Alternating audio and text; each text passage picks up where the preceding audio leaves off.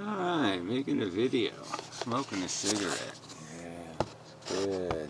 Alright, cigarettes are bad, okay?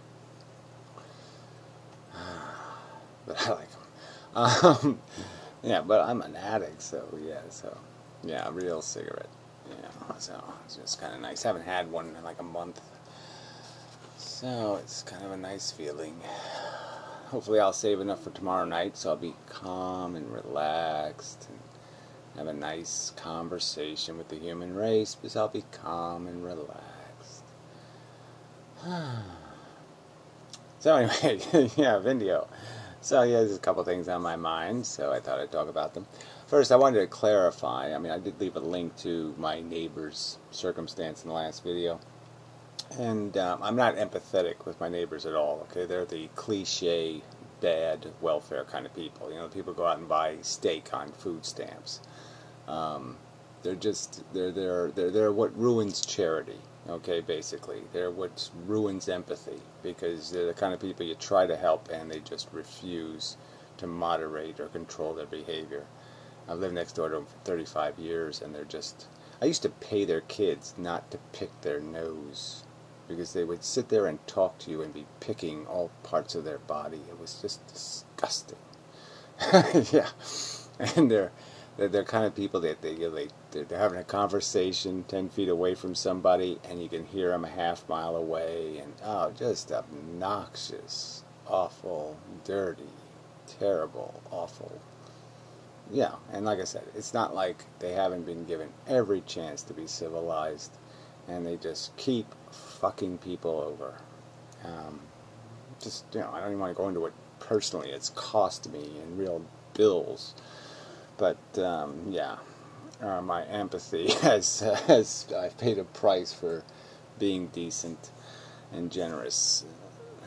And, yeah, so anyway, there's no reason for empathy. They have, you know, they're just obnoxious. The fact that they're a news story, the fact that you actually have to have police come and tell them your company is no longer wanted, they won't leave the party, yeah, it's just part of their obnoxiousness, you know, that they take somebody, they steal, it's like the criminal getting shot while he's robbing somebody and then suing the guy for shooting them. You know, that's just bullshit. Although it's wrong to shoot criminals, I'm just saying. Or the roof collapses. Yeah, he breaks into the house by digging a hole in the roof, and the roof collapses, and then he sues the homeowner for having an inadequate roof or something. I mean, it's just so fucking obnoxious. So anyway, these people are just, they are the definition of blight. Idiocracy all over the place, just as dumb and stupid a white trash as you could find. You couldn't construct a more hideous, monstrous human cockroach machine. Just insidious, insector-idious. Yes. Anyway, enough of that. Didn't want to get on that. I just wanted to make it clear that, you know, my gripe with the news story was that it just didn't tell the truth of what a obnoxious, ungrateful, blightish pile of shit these people are. They live in a very nice community, and they've never had any appreciation for that or any respect for that, and they deserve to be kicked to the curb, so to speak. Anyway. And they haven't even been done that. I mean, you know, they've been given every opportunity to lie on comfy mattresses all the way someplace else, and they still don't take the advantage properly. They still can't. They can't even do it. They can't do anything right, and they can't even be evicted properly. So anyway, but anyway, lots of work for me now, unfortunately. So trouble, problems, and whatever. So, but anyway, it's, you know, new life though, in a way. I won't have to listen to their dog alarm at all hours. Anyway, peace and quiet. I mean, it'll be a whole new neighborhood. It really will. Holy crap! You'll be able to sit outside and just listen to birds. How outrageous! Anyway. Yeah, I could go on and on and on. So I have other things to do. So I think I'll respond to this Zaunstar guy. I did leave a comment. And, you know, he's just doing the internet's fun thing. So, yeah, he doesn't take any of this stuff very seriously, which is quite, you know, that's your prerogative. But, you know, some of us recognize that it is kind of serious, okay? This whole life on Earth thing is this serious business. Serious shit is happening every day to people and to animals. It's serious shit. It's not unserious shit. There's a serious component to this thing. And you want to say, okay, the internet's not serious, and YouTube's not serious, and everybody can just be a non-serious person. Well, fine, but I don't think that's rational. I don't think it's sensible. Okay, you be non-serious in the bedroom or something, or even in the basement you can be non-serious. But, you know, when you're on the regular floors interacting with humanity, you should try to be a little bit serious, because it's a serious business. Every fucking thing we do is serious. Every activity we engage in is serious. It all has consequences. It all, you know, there are welfares at stake. I mean, it's serious, damn it. Every word we utter can have serious connotations and complexifications and implications. So to not take it seriously is to not take intelligence seriously, in my opinion. To not take the obligation to do the best we can here seriously. It's a serious issue. Efficiency is serious business. It really is serious. How can you just, oh, it's not serious. It's all serious. It's all important. It's all implications. So, you know, like I said, do your laugh clowny stuff in the laugh clowny room, not in public. Hey Gary, thank you for taking the time to respond. Well, you know, I really didn't take time to do it, but I respond if anybody makes anything close to a coherent video. I'm going to respond. But it's okay to thank me, but you know, I do it for my own service, you know, to please myself. Looks like you got about as much snow as we did in DC area. Yeah, we got more. So, a few clarifications. Might have a few more, but I'm not sure if you comment on your own videos at all. No, I comment on the comments on my videos by making a video. Because I make videos. Because I don't like typing. And, yeah, I mostly just don't like, you know, type with one finger. It's just a pain in the ass typing. By the way, I do not have kids and do not expect to ever have kids. Yet you're not doing that for any kind of rational reason. You're just doing it for some personal subjective reason. You think it's a subjective choice, and it's really not, because it has objective implications. Once again, it's about the implications of actions. You know, not what makes you happy, but whether it can make you happy efficiently. These are really important concepts. So for you to have no opinion on the efficiency of having kids is, you know, I made the point, but I mean, it's just not taking the game very seriously. It's the most important component of the game. Anyway, 1. The point about not wanting to live in third world countries centuries ago. You're right that it was poorly tied together, but it was meant to relate to what I said before it. You know, I know what this whole argument that somehow life is grand is still kind of a bogus argument, because even though people lived less long in the past, they died less horribly in many respects. You know, this less at least it was faster. And yeah, morphine would have been great, you know, back then. Some way to kill the pain would have been great. But this whole idea of living doesn't get you too far, right? Because you just live to die again. Live to die again. It's probably a James Bond title, right? You know, what's the point? Survive to die some other day? You know, what's, you know, you know, it's kind of stupid.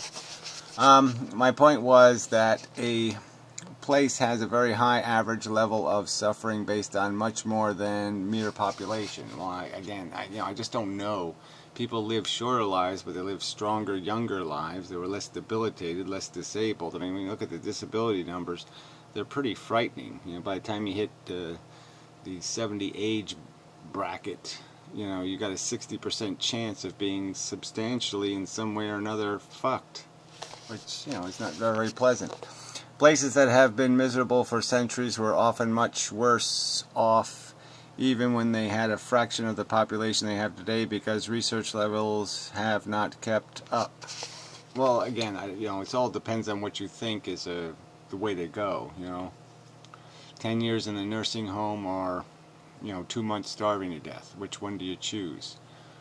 I think I'd go with the 2 months starving to death. Overpopulation is certainly a problem, but it's much more of an issue of resources being uneven. Well, like I said, even if you even out all the resources, it certainly would help. You still have to somehow, look, obviously we are doing civilization very badly. We're not getting the most labor out of people we could and the most productivity. They're squandering their lives on bullshit and nonsense and, trivial, silly nonsense that we pay for. The biggest industries, if you total them up, is all this entertainment shit, and it is pretty much shit. So yeah, we could be doing a lot better. We could have our same standard of living and work 2 hours a day. But we've chosen to carry the rich instead. I am well aware that I am very fortunate, some percentage by birth and some by personal effort. Well, again, personal effort you can't even take credit for because, that becomes part of circumstantial decisions, that some of which you have control over and some of which you do not have control over. People end up in places because of circumstances, something happens, they have to go to work early in life, whatever, blah, blah. Disability, lots of things happen to people, so it doesn't really have that much to do with you personally doing shit. And again, we're all just byproducts of environment. We're all just byproducts of our circumstances. We're reflexes, it's all reflexes. It's all cause and effect. It's all chains of cause and effect. So even when we do something meritorious, we really don't do something meritorious, because we just really don't have a choice. We don't have a choice. If you're empathetic, if you're decent, if you're responsible, you're all those things because you can't really be anything else because it's the right thing to do. You're kind of stuck once you have that knowledge in your head. You're kind of stuck with it. You can't go back to saying water's not wet, Gravity doesn't affect me. You can't go, once you know gravity affects you, you're stuck with the truth. Oh, gravity affects me. I have to, anticipate its reality in the world, and so it just limits your function. So we're not free to be personally efforted. You're either motivated or you're not motivated. You either do it or you don't do it, but you do it or you don't do it based on a whole chain of events. And so, it's very hard to separate the you-worm from the worm pile, to put it another way. 2. You did address most of what I said in my video, but one overall idea I still have not seen addressed. Why is it that all of the good things about life, our human achievement, are entirely discounted so as to amount to zero, and all of the bad things about life are counted as terrible and real and not the least bit discounted? Well, this is where Benatar's asymmetry comes in. It's like somebody had made a comment on one of your video, and I should do those comments, but they are kind of inane and stupid and simplistic. But it's this idea that there's, even this comparison, somebody made some kind of comment saying, what about the people who want to live? Before, who would want to have somebody risk their birth, want to be birthed. Well, the obvious argument is you can't hurt something that wants to be born, right? They're not in hell, and you're rescuing them from hell. So there's no negative connotation to that desire being unsatisfied, because it isn't left as an unsatisfied desire. It's only a projection in people's brains, just like the value of the human race itself is a projection in people's heads. It's not something you can dissect out of the real world, and that's why I use the Martian example or the Venetian example, because we don't miss them. And we don't miss them because they wouldn't be earthlings and they wouldn't be human, and we're just complete bigots, and it's just a prejudice and an attachment that has nothing to do with anything rational. It only has something to do with some kind of subjective, ego-centered, visceral reflex, and an ignorant reflex at that. And so the same argument is made about this discounting the good. I'm not discounting the good where you're fixing a bad, right? So there's a ton of good things that happen in the world because somebody sacrifices to prevent somebody from having some worse thing happen to them. So we do a small We do a small preventive action, okay, and that prevents a horrible Holocaust, or like having standards for earthquakes, they safe buildings, or some other thing, and you save a bunch of people from being crushed. These are all sensible sacrifices. They're all good things. They're all things I applaud. But they're all things that have value because they prevent harm, not because they create something called good. And so the argument is most of what we're chasing is chasing hungers and deprivations in ourselves, things that are lacking in us. We're feeding something, all right? We're not creating something, and that's a big difference. And so that's where you need to read Benatar and understand the asymmetry and the fact that you don't need something when you don't need. You know what I mean? When you don't create the needer, the need goes away with this kind of free lunch attitude. You don't need the lunch if you're not hungry. It's that simple. There is no hell or purgatory where people are trapped and say, I need to be alive. My child, the child I would have had, or your children, the children you could have had, aren't sitting in some purgatory somewhere going, please help me, save me, make me conscious so I can, chase pussy. They're not doing that. Or chase cock. Whatever they like to chase. I didn't want to leave anybody out, kind of thing. Chase, well, they really shouldn't be fucking that. Anyway, so normally acceptable, efficient fuckables. Let's just put it that way. Anyway, they say, why does only the negative side of the ledger count when tallying up the sum of human experience? Well, like I say, I have gone through this extensively, explaining that it's just unfortunate, but that's what it's all really made out of. Everything you sense as positive is really just a relieving of a deprivation, satisfying tensions, relieving you of worries, the things hanging on top of you, a gravity of burden. And when those burdens are released through either physical acts of tension regulation, your sense of bliss or feelings of bliss are made out of a take me away Calgon kind of experience. It's like movies viscerally do that. They occupy you into an adventure. You're satisfied, and your ego is vicariously elevated. You have a whole emotional experience through the medium, and the same thing, whether it's sex or food or whatever your comfort thing is. That's what you're doing. Okay, it's not that you're creating something other than eliminating your discomfort.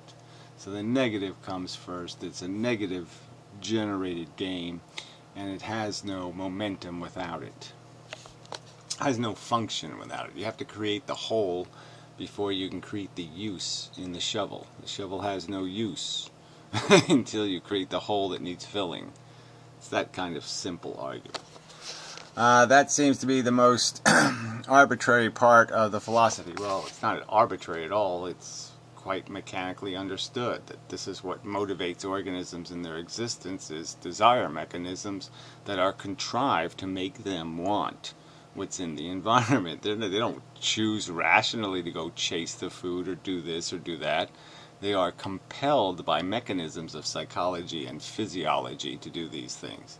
So I'm just saying, the fact that it smells good or does this, that you don't rationally say what should smell good. You don't have those choices.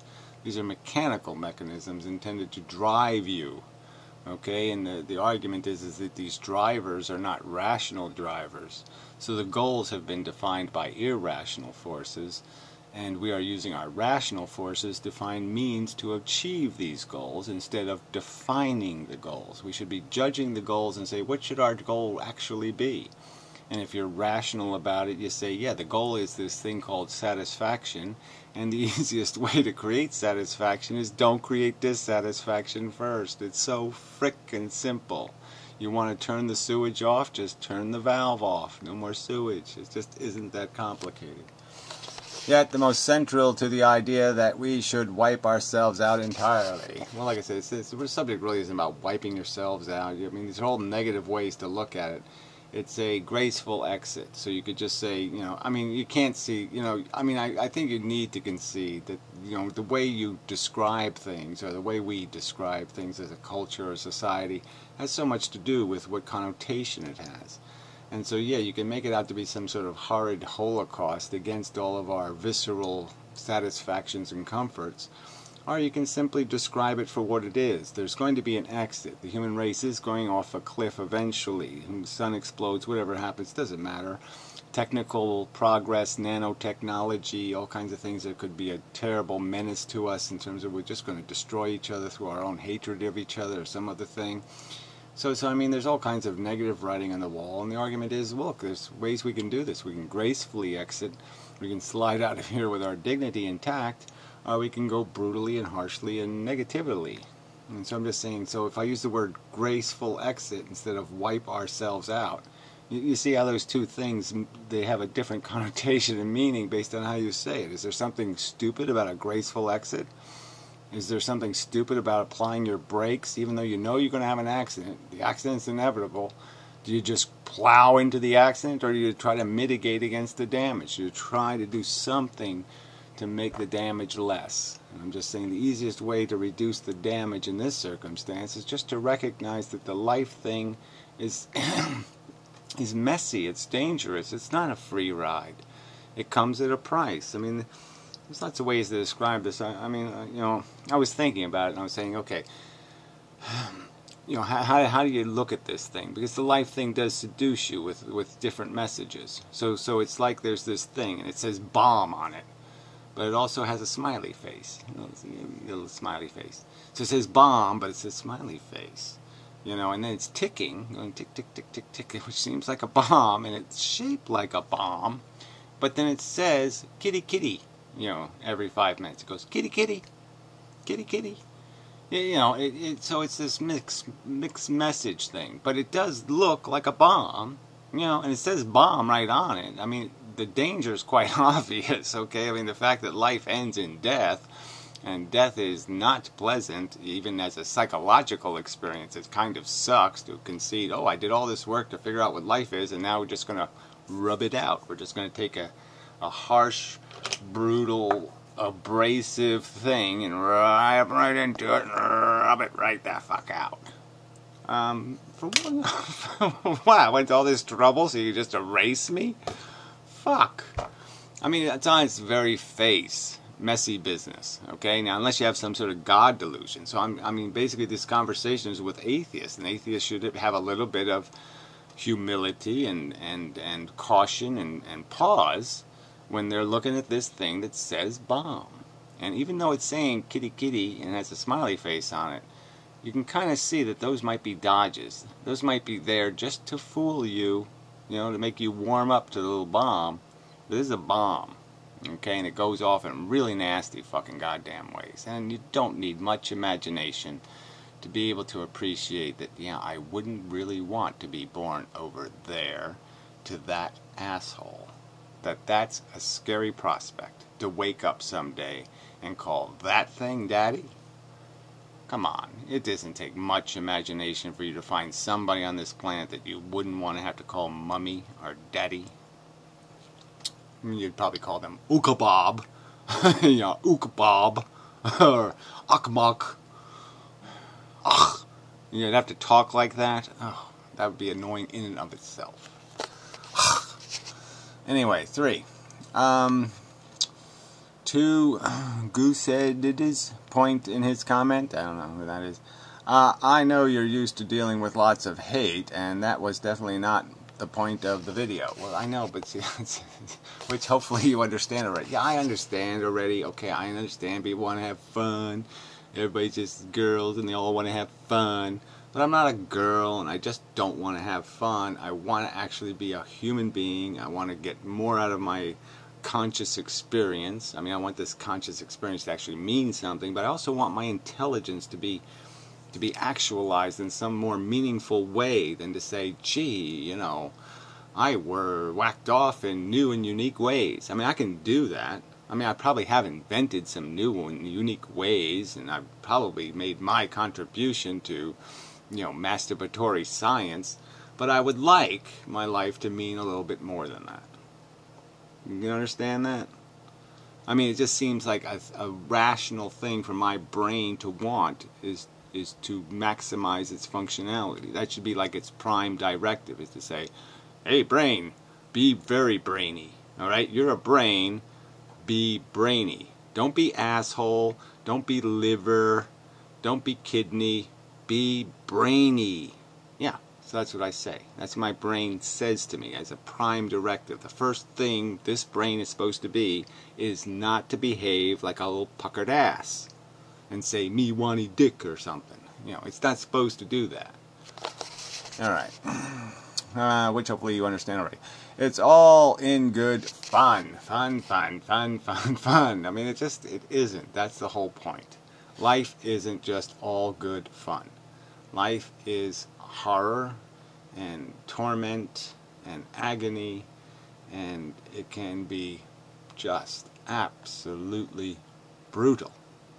And to just be so flippant and casual, and just because you don't want the burden of having to accept the reality that this is a real game, that this isn't Monopoly money, it's not just for fun, it's not just entertainment, it's not just a fucking movie, alright? The shit in this movie is real. The feelings are real. The torture is real. It's not a set design, it's not GIF graphics or something, it's real. Alright, just keeping the mood light. Well, like, we need more of that. Do you think the human race needs more light moods? It needs to take it all lightly. It's, we're shock and awing around the world. We're droning. We're doing all this shit, and we should keep the mood light. I mean, this is just such serious. The consequences are serious. I mean, not, literally millions of human consciousnesses at stake. Billions. Alright? And then that, untold. I mean, I can't even calculate for you a real number about the sentient wildlife that will be implicated by how we farm it and treat it and what we do. Light mood? I mean, if you want a light mood, don't play a real game. Okay? Yeah, life's real. Alright? Become a virtual character in a virtual fake world where light moods are appropriate. But it's just not where we live. It's not the universe we exist in. The light mood universe. This is just not that place. I'm sorry. I mean, I wish I could make it that way. I wish I could. I mean, I myself would love to be able to just light mood it all way. But damn it, that's not where we are. And that's not where we are on the internet here. And I know you're just saying, okay, I'm just being an entertainer. Well, I mean, can't you be entertaining on some subject that doesn't matter then? Can't you make yourself more irrelevant? I mean, I know you did put the subscribe, rate, happy, me, great stuff on the end of your video like you're some kind of YouTube piece of crap, useless, ignorable mush. But, maybe you should put that shit in the front of the video and just point out, I'm not doing anything meaningful here. I don't mean this to be relevant. Okay, I'm just sort of jerking off and using you as the hanky. Anyway, there are things in life I take seriously. Well, not on the internet. But YouTube is not one of them. Well, gee, it's the most powerful, one of the most powerful communication mediums in the universe. But now you're not going to take it seriously. Why? Because no one else is taking it seriously.